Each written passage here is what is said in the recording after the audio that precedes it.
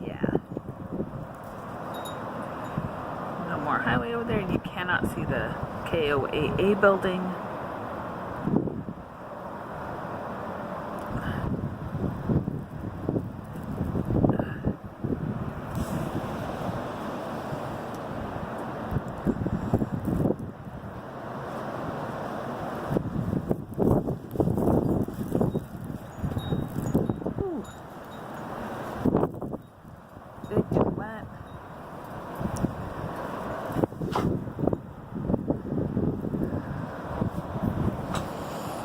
This type of snow that when it accumulates on trees, it'll break them because it's so thick and so wet.